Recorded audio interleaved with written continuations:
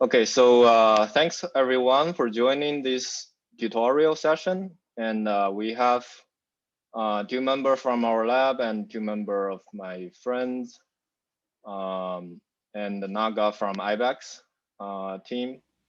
So I will go through this link, and if you are here, you should all have this link. And basically, this is a very concise tutorial that tells you how to move from a lab node to IBEX cluster, which is using Slurm to manage all the jobs from all the users.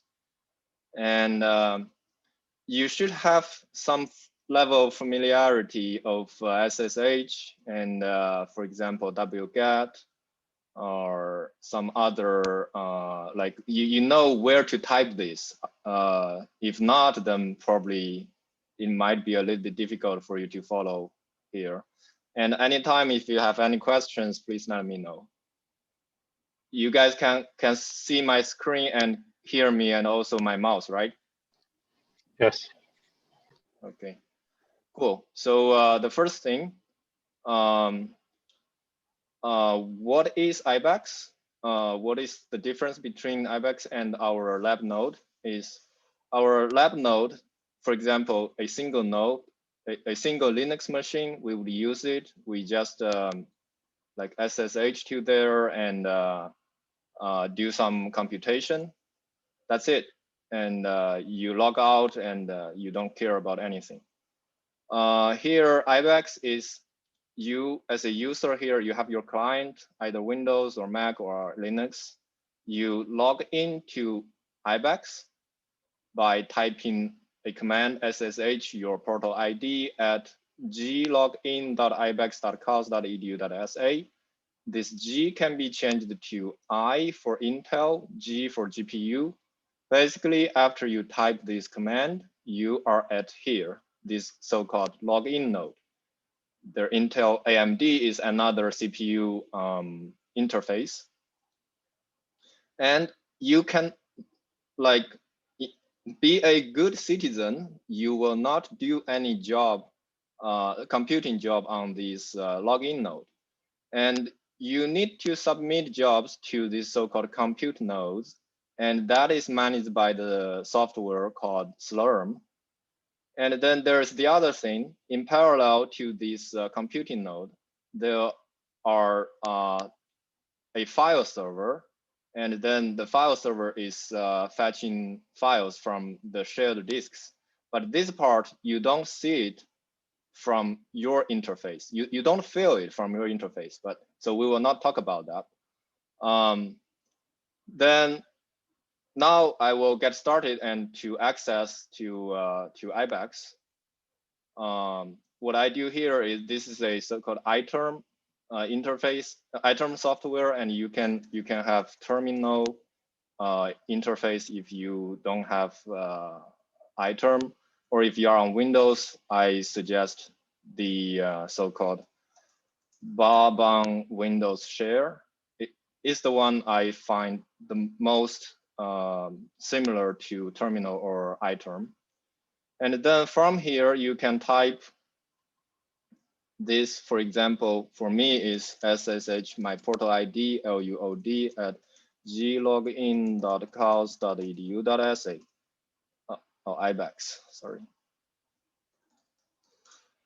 And then I am automatically logged in.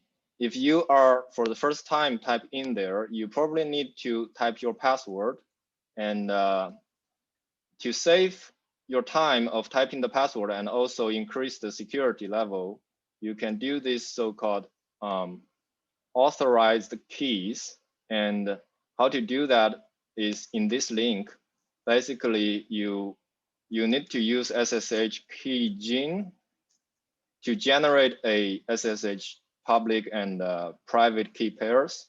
And then after that, you have at a folder, most likely this one. And you have this file. This is your public key. You want to put this key in here.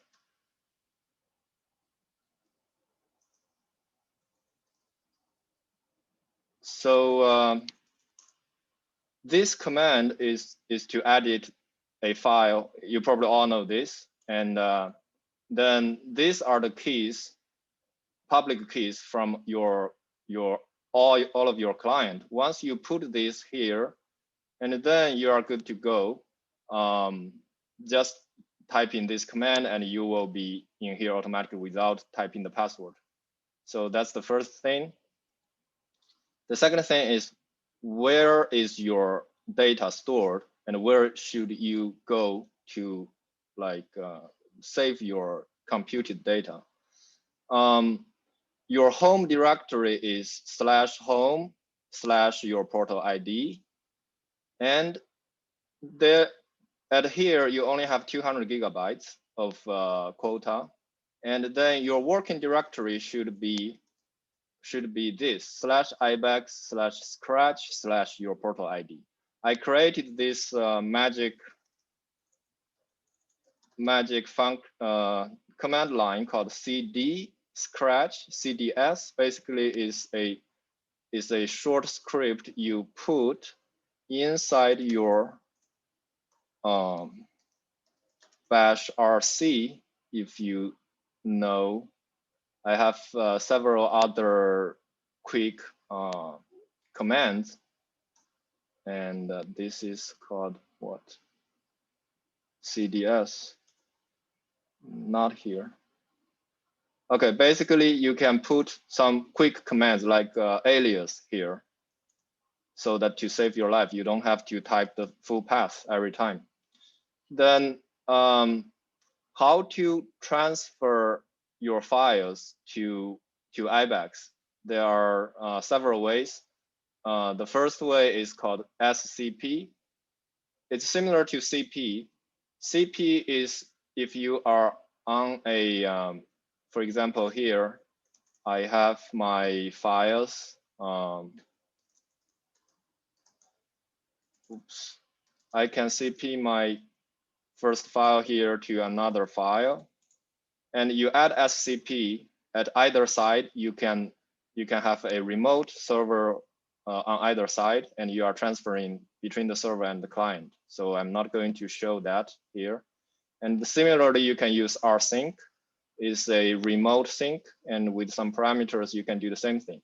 The difference between SCP and rsync is rsync will keep the original information of, if you do a LL, and you should see the file date. SCP will not keep the file date, and rsync will keep the file date for you. Also, in the link here, you have the documentation for rsync, which I am taking this command in my tutorial. Then you have wget, which you can download a file from online. And if you ever have the needs to get past the login, you can check this page. And then there are two magic functions. One is called bquota. That will check your usage in your Scratch folder. The quota for each user is 1.5 terabytes. And you can see right now I'm using 1/3 of it. There is the other magic function called quota-s. I don't know why there are these errors, but in the end, it told me that I have 200 gigabytes quota and I am using 180 gigabytes. So that's it for the storage. There is one more thing, the file transfer. You can do this so-called as Samba, which is a very convenient way, but I never used that, is you can go to here and connect directly in your folder to your, okay. So here is my home directory. I have all the files here. If you can compare, basically the same as here. So you can drag and drop here from here to your home, to your local client, which is convenient. But if you're familiar with command line, then you will find command line is much cleaner. Then the third part is you want to use some module, some softwares, some tools, and to perform your computation. The first thing you want to do is to check if IBEX has the tool you wanted. You can type module AV, I guess it's for available, and then it will output all the tools that it has. And one reminder is it's different. The software stack is different on different login node. If I type I here, I probably want to zoom in. If I type I here, your software stack is for CPU node. If you type G here, then very apparently I wouldn't have CUDA on here. Sorry. So you don't see CUDA here. But if you are on GPU node, as I am right now here, you can see this TensorFlow, Torch. So you will have CUDA everywhere. So that's the difference you want to keep in mind if you are doing deep learning. Better every time you log in, just log into G, log in, blah, blah, blah. And then one more thing is if you just want to see a specific software, for example, PyTorch, then it will tell you it has PyTorch under this folder, this version, and this version. And then if you want to load it, you can module load and just copy and paste the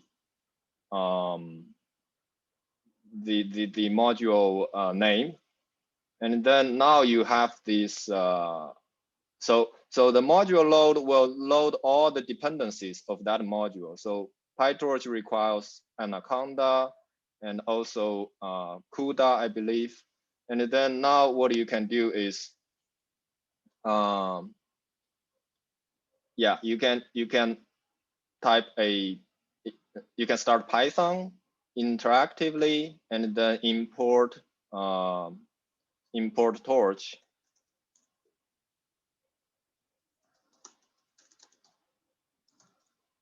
And there is no error, so it means it's okay to go. But you don't want to execute your Torch script on this login node. You every time you work, you want to pay at least some attention to the node name after your username. And right now I am on login node. You are not supposed to do any computation, but just basic operation to prepare your working environment. And then after you finished, most of the time when your job is done, you just leave IBEX. But some of the times, if you have dependency conflicts, you want to unload your previously loaded module, which can be done by module unload. And it will tell you all these dependencies and the PyTorch is unloaded. And then is you want to check the computing resources. For GPU, the G-info is very handy. I believe it's created by IBEX team. It will tell you the statistics of all the GPUs. For example, right now there are 386 GPUs and 293 in use, 93 free. But I have to, to be honest, you cannot use all the 93 because some of them might have some problems, and some of them are reserved, and some of them does not meet your requirements. So but it gives you some feeling. Right now it's relatively crowded, but you might still get around 5 GPUs without much trouble, without much waiting. And these are some other commands to check the status of each of the computing node. So here the difference, the first line, if I do it in this way, the first line is the partition. The partition, there are two partitions. One is batch, the other is debug, but I don't see debug here. And will tell you, for example, this CN are the, I believe are the CPU nodes. This is in drain, this is in mix. Mix means some are idle, some are allocated. All of these are idle. So basically you have these GPUs here are idle, and this LM is large memory node. So this is another command you can use to check the available resources. S node is the third one I asked from people. That is, it gives you the status of all the nodes and the state, and some like how do you say, some statistics, not statistics, but some specifications of the configuration. I see a comment.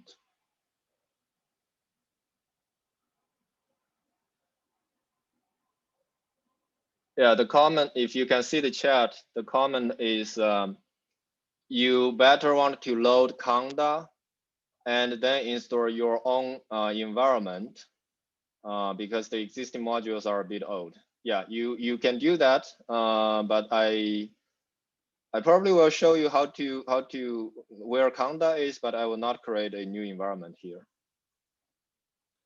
And then is how do we have checked the available resources. How do we ask for a computing node? I have a magic script here, which is myQ. MyQ is equal to sq-u.myname, which it tells MyQ. And if you does not prepend with the argument, and it will tell you, okay, you have this job ID on batch partition.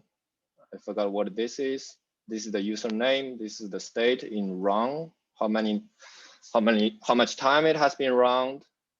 I forgot this one as well. I think this is the node. How many node it uses. This is the node, the actual node number it uses.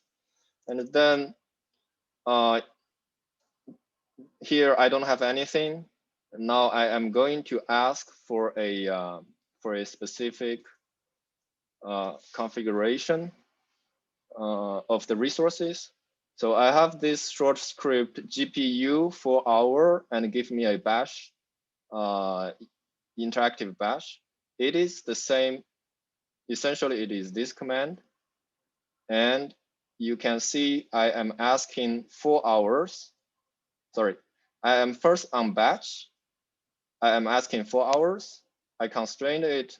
It has to be a GPU node.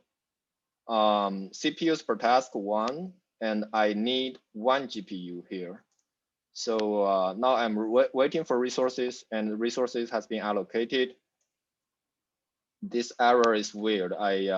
Recent several days I encountered this error, but usually there is no error. But you can check once now you are on the GPU node, GPU 210-10, before you are on login node, which means right now I have this interactive share for 2 hours. You can see right after I asked that, I have a job ID. The partition GPU4 is a special group that you have higher priority if you only require 4 hours of GPU. And the job name is batch, the state is run. I have run for 30 seconds. And now 54 seconds. And If I go back, now I logged out, I am in login node again. I have another magic script is V100. I am asking for V100 for 4 hours. Again, it quite fast, it gives me. And so Feng once asked me, how do you apply for 2 GPUs? If you type here 2 GPUs, it will, I don't know what the error means, but everything else worked. So you type NVIDIA SMI, it will tell you you now have 2 Tesla V100 here, and you are fine to go for 4 hours. Apparently, if I didn't change the GPU number here, if I didn't change 2, you will only have 1 GPU here. Yeah, that's it for how do you require a GPU node interactively by using SRAM. And next, I am going to show how you submit a job by not interactively, but by as batch, so-called you in a batch mode, so that after you submit your job, you can go back to sleep and wait the result come to your email. So under this folder, I have one Python script. I have one run all.sh is the Slurm script. The Python script is just here. You can see, sorry. It's just import torch and then print torch version, just to prove that torch is imported. And then the run script is something a little bit complicated for the first time if you see it. All of these are the configuration for what kind of node you want. I need one node. It should be on batch partition. This is the job title test. This is the job output. It's test dot percentage J. This J will be the job number, and out is the standard output. Error is the standard error, and then it will notify you. It can notify you through email if you type this field. And mail type all means starts, ended, completed, failed. All this will be notified to you. Time, this is 4 hours.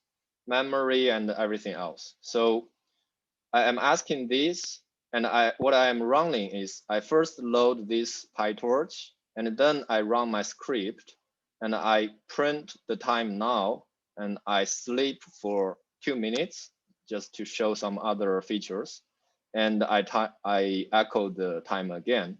So what I do is, you see now I don't have any job. If I batch this script, and immediately it runs. It runs 1 second. But if you are requiring something like 1 week or 2 weeks, I think 2 weeks, 14 days is the upper limit of the time you can request. You will be in a state called PD, pending. So once the resources is available, it will be released to you. Now you can check. There are 2 more files here. One is the error. Error should be nothing. Yeah, something from the loading, the module loading, and then the output. The output, it prints the PyTorch version is 1.2, and the current time. After 2 minutes, it should print another current time. And if you are running your job, what you can do is I have something called show job, which is a short script I created. And what it does is show job, this job ID. It will tell you the detailed information for this job. For example, it is now running. This is the priority.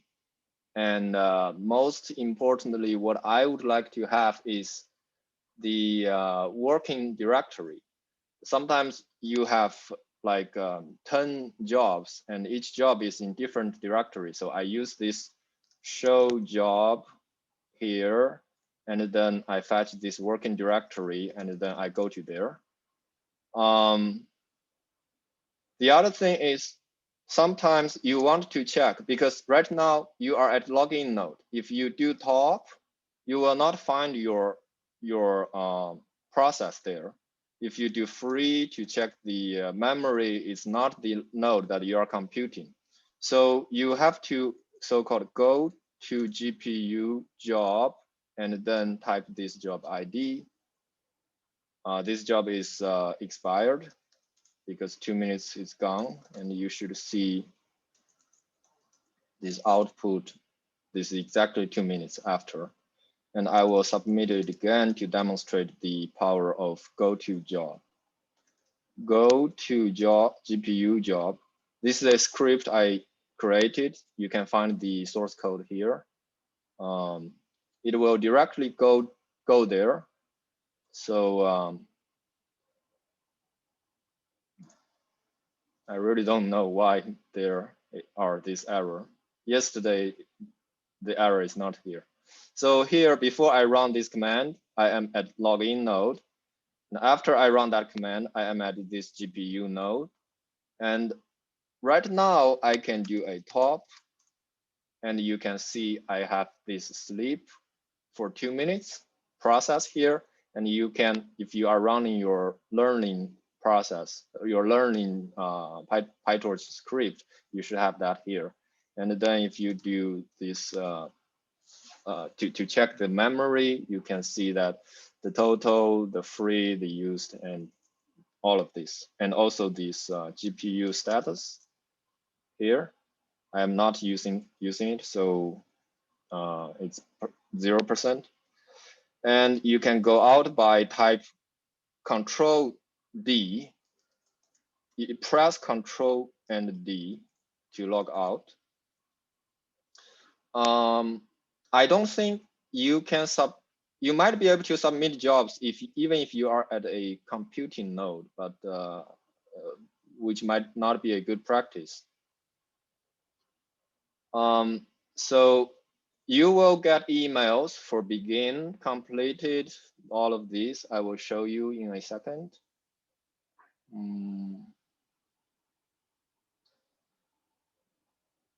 Okay. So you see all of these as root. So just 1 or 2 minutes ago, I have this began, ended, and all of my other jobs like began, ended, and the ended sometimes is completed, sometimes it's failed, exit code is 1. You want to check that. And sometimes when you are in a queue, it will tell you how long it has been queued. Sometimes if you cancel your job, it will give you that it's canceled. So quite nice, I think, if you utilize it in a good way. And then how to launch a Jupyter notebook. I just checked with the people that we are not actually using Jupyter notebook here, but I will show you how to launch a custom web service and access to there. So I have a 3 TMUX sessions here, but one thing to keep in mind is every time you do this SSH login, it's not guaranteed that you will be on the same login node.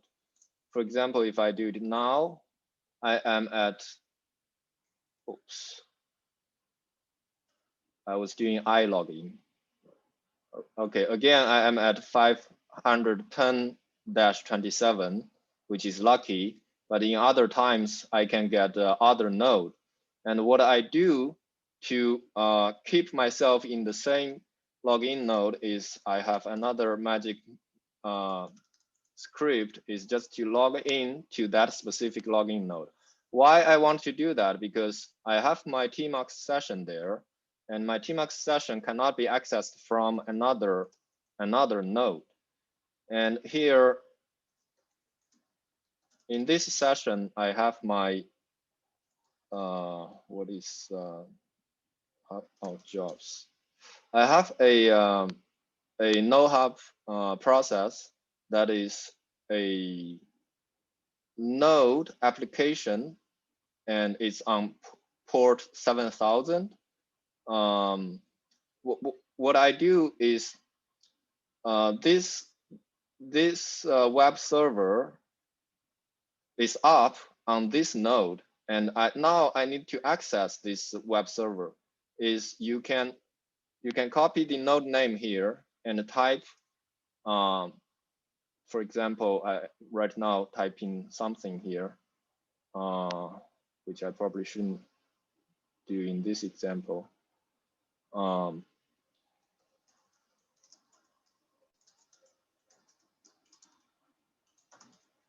I have, these are my simulations. If some of you heard from my presentation, these are kind of my output data. And right now I want to check this output data. Again, you can have some magic function defined by yourself, which is to prepend or append this data. The last config sim data is here. And you just add this login 510-27 here. And if I am going to my browser and type that, I can see my result. So the idea is you can access the web services by this .ibex.cos.edu and at this port. So it's quite nice. And even after you close all the SSH sessions. I see another comment here. Just you can just drop in if I will come to the chat once I finish. It's almost finished. So you have the Jupyter Notebook tutorial here. It's the official one from IBEX, and it is giving you something you need to do the port forwarding, but it's actually not necessary. Then there is another best practice for deep learning here. I will not go through that, but we will have a training of IBEX 101 and for data science like bioinformatics, and also this deep learning session on the next, I think February 9th. Then the overview of IBEX documentation. This is very, the term documentation is very useful. And you want to check that, you just Google COS IBEX, and you go to here, and this documentation is here, IBEX user guide, and it has several chapters. The first chapter tells you what are the computing resources, how many V100 it is there, and how many Skylake CPUs are there, and the same, so on and so forth. The file system tells you how do you like the storage tool, where the things are stored, and how do you transfer data. And chapter 2 is getting an account. Basically, if I believe all of you can access portal. If you can access portal, then you have your account. The point is the scratch folder, this -ibex-scratch. If you are for the first time new user, the first time you log into IBEX, it will take around 10 minutes to set it up for you. That's I observed when I tell Feng how to navigate on IBEX. Accessing the system, but how do you do the SSH? And using IBEX is like, for example, the best practice for deep learning is here, and the setting job constraints is the srun command I showed you. Then create and run a job, and also IBEX job generator is here. You have this interface that can tell you, I want GPU V100, I need 8. Currently, the large number of GPUs per node of V100 is 8. And you can set memories, gigabytes, several gigabytes, and then you just copy paste this and modify a little bit if you need. Then what else? Chapter 5 is softwares installed. I remember there is, is another, yes. So you have all this data analysis, genomics, 3D, RNA, and it should have something called deep bioinformatics and deep learning, molecular dynamics, machine learning, yes. So the next is support. Support, most, like all the questions can go to IBEX at hpc.cals.edu.sa. And general questions, if you are not urgent, you can go to Slack.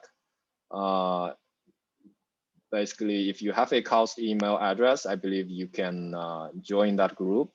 And one good thing is if you are on Slack,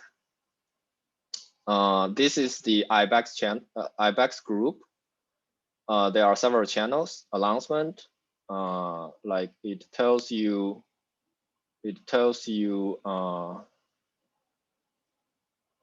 sorry. In general, for example, this information, I think it should be in announce. It tells you on February 9th, there are 3 trainings. And I also put like this, my tutorial session here in this general channel, and also some other things you can see. Could you do something? Could you like solve some other issues? And I was asking another question the other day.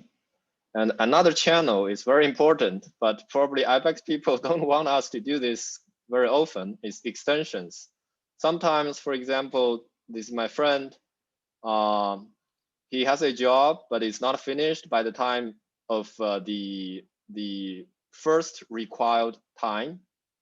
And then you can extend it by 100%. So for example, he first asked just 1 day, and then it's not finished, and you can only increase by 100%. You cannot exceed that. You cannot require double extension or triple extension. But just extend once, I find IBEX team is quite nice on that. The way you say it is you just find your job ID and tell people in this extension channel to extend that by usually by 100%. What's rest is yeah, these are all covered. Tmux for remote share I showed you just now. Then here are some other ways to navigate, but this is not about IBEX. This is about the terminal, which is you can have different remote share. What it means is even if I close this tab and I can join later, the contents, everything are still kept. As you just saw, my web server is still there. This is started from last year, December 31st. Yeah, things like this. The image cat is a share integration tool, is here. Item 2, share, install share integration. It has several functionalities. For example, item 2, download. I can download a file, for example, this file, to my local local client. And you can have this image cat that can print a image inside a terminal, which I found is quite amazing.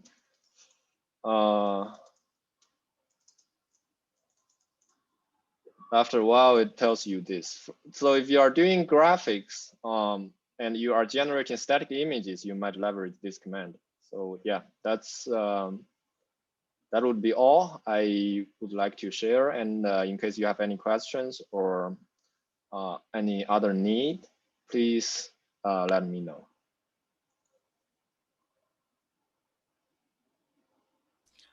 Yeah, Arun, Naga here. Many thanks for startup and giving more information about this training. I really appreciate it. My request is, if in case of any issues or any help required from our IBEX team, please feel free to contact. You already shared our email ID, ibex@hpc.coast.edu.sa. We are actually happy to help you on irrespective of any issues or the software installation or based on your requirement. Even you actually mentioned the extension channel. It's actually really useful. Even during my initial time, I may not actually estimate the time to complete on my job. Even you can actually see the Slack channel. Even myself actually like requested for the extension because of we are actually running some simulation. We never know whether it will be completed within like estimated time or not. So we are actually happy to help you. May not worry about regarding the extension, but no, next time we can actually like fix the execution time, how long it takes, right? So first time we are actually okay. Absolutely not an issue. That's what my command was. I see. Other thing you actually like described about some of the error related with Conda. It may be actually related with some mixing the environment. Say for example, you may be actually using your own Conda or some Anaconda environment. When you are actually going to mix with two different environment, the possibility of error is actually possible. Yeah, Yeah. I Because think I didn't change anything, but yesterday the error is not here, and okay. today it is here. But I'm not sure because like most probably it actually mixing up the environment. Otherwise, we'll be fine. Even if we actually came across this kind of error, feel free to actually get back to us. We are actually happy to help you out. No worries about, no hesitations on like anything. You can actually reach me out for any help or any support. We are here to help you out. Yes. Okay. I see the second point of phones is if you are doing DL, and not only DL, if you are doing your computing and it requires large memory, you want to specify that explicitly. Otherwise, your job will be killed because of you need to specify here the lower bound of the memory you needed. Otherwise, when it reaches there, you will meet memory error in like this phone set fatal errors, which is memory error. Yeah, Rodan. Yeah, absolutely. That is actually correct. Say, for example, even if you actually change the number of CPU dynamically, it actually balanced. The script actually balanced. Say, for example, if you actually select the number of CPU 2, you can actually see automatically the memory will be adjusted. Maybe please give it a try with the number of GPUs 2 on your JavaScript generator. No, JavaScript generator. I mean to say JavaScript generator. It automatically changes. Okay. Yeah. GPU. Volta, say number of GPU 2. Oh yeah. So we like say for example, what our developer actually done was they actually eventually distributed the memory. Say for example, 512 is actually usable memory. The 512 is eventually distributed across 8 GPUs, so that no, you may not actually necessary to use or allocate on based on fair share or whatever. In case if the memory is not sufficient for 2 GPUs or 3 GPUs, you are feel free to increase. I see. And also please ensure that you may not actually go more than the maximum memory available on the system. For example, you can actually go to the tab my IBEX, GPU, resources, next one, GPU nodes. these GPU nodes actually tell you what is the maximum usable memory on every architecture. I see. So This is say for great. example, Volta, we have a maximum GPU of 745 GB. It's actually usable memory. Assume that if you are going to actually allocate 750 GB, the job may not be scheduled onto the cluster because of we have a maximum threshold of 745 GB. Yes, and you will get this error. I can do a quick demo. Is you will have an error tells you that we don't have this many resources. For example, if I am requiring nine Yes. V100, you will get Yes. the requested node configuration is not available. It's not And available. Exactly. Yeah. It's the same error if you exceed any other I think memory, similar. I'm not sure. Maybe most recently they actually updated something from our system team. Maybe just give it a try with 750 GB as part of demo or dash mem. No, GPU is actually okay. Yeah, 750 GB. Yes, the same thing. Memory not satisfied. specification. Yes. Yeah. Cool. So this actually gives you some rough estimation, like what is the maximum threshold you can actually choose.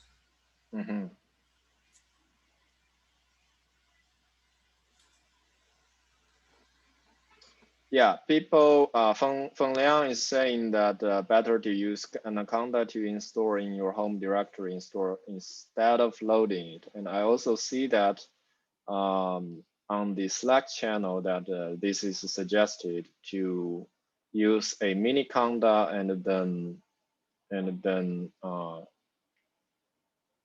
do something there. I forgot where it is, but I received the emails about that. Yeah, the reason is actually because, say, for example, everyone actually working on a different software stack. So it's good to actually have your own Conda environment so that now you have more freedom to select a different version on ML stack. You have a Conda here. You have we have global Conda here, Conda. A global Conda, but no, using this Conda, you may not actually possible to update any of the software. Okay, so you actually allow users, like let users to install their own Conda. Yeah, their own Conda. Yes. Okay. That's what the plan is, because of most of the time they may be actually mixing multiple Conda, thereby some of the user actually breaks the environment during runtime. That's the reason we were actually thinking about go with your own Conda, so that now we will actually provide a steps how to install your own Conda. I see. So this is specifically for Glogin node, because of Glogin node is mainly meant for machine learning, deep learning, and so on. So you'll be actually like frequently changing most of the software stack related with machine learning. That's the main objective was, right? In case of iLogin node, it's actually like most of the time you may not actually change the software. I see. So if in case of any issues or any help, please feel free to actually get back to us. We are happy to help you. Sure. So any other questions or comments? Please feel free just to jump in. No need to type in the chat.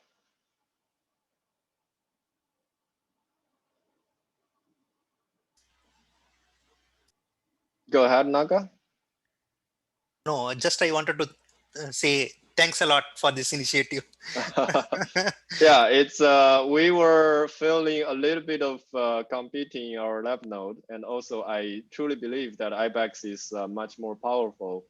Like when the resources are available, it's much more powerful. But Yes. when it's not available, it's much less powerful than the lab node. So I just share with. Also, we have new members joining us, and so yeah, that's great. I think someone actually like wanted to share something. I jumped in. Really sorry. I'm actually taking so much of your time. Really sorry about that. You are doing it in an incremental way. Thanks. Ngang? Yes, I want to ask. So now, for example, if I want to run my experiment on 4 GPU node, and I need to install the new environment with the new version of PyTorch. So I need to install for each node. No, I you only just install on login so node. normally my practice is if the compilation or if so you want to build your environment, if it involves a compilation only, I would go with a GPU node. I would ask for ask for a CPU node and do my compile there. If it involves CUDA and GPU, so I will go with GPU 4 hours here. And of course, I will first download my, for example, Conda at login node, like wget or SCP or some other methods you download. And then I will request a GPU node.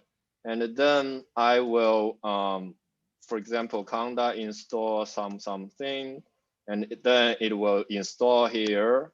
And once it's installed at a particular directory, it's immediately available on all the nodes. So you don't have to install it on 4 nodes. The environment you build is applicable to all of these GPUs here. So I need to only install for one node. You only need to install it once at a specific folder. For example, if I want always working inside Scratch folder, and for example, I want to build my test environment, and I would download my software here, and I would, for example, compile, make and compile it here. And then if it's Conda, I forgot how to create new environment. You create a new environment and you specify the location of that, and you do Conda install, and then you do Conda activate. And these commands can be executed on any node once you install it. So it is you can set up your environment on login node, so to say. So to say, yes, but if it requires high computing, better go to a GPU node. But it's the login node is fairly strong. It should be strong enough to install something. Yeah, exactly. So you can set it up in your login environment, but then when you want to run the GPU intensive task, then you send it to the GPU node. Yes. Go ahead, Naga. I wanted to actually add to your comments. Say, for example, the login node is actually meant for the compilation. You can actually feel free to actually download and install your own Conda environment. As soon as the environment is set up, you can actually run the job across the cluster. Yes. So for installation or create your own Conda environment, dedicated node is not required. The only thing is you may not actually allowed to run the job. You are actually feel free to create your own environment using login node. Yes. Other questions?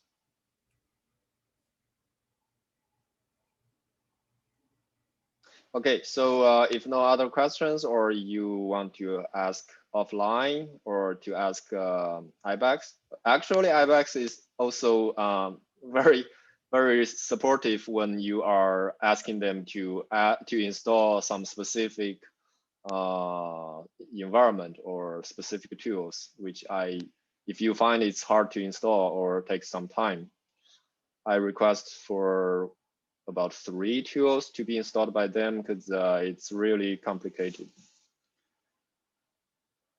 Yeah, if no other questions, I would like to conclude our tutorial today, and thank you very much for all of your attentions. And I hope you enjoy using IBEX, and I hope all of your research is going well. Have a nice weekend. Thank you. Thank you so much. Bye-bye. Thank you. Bye-bye. Thank you.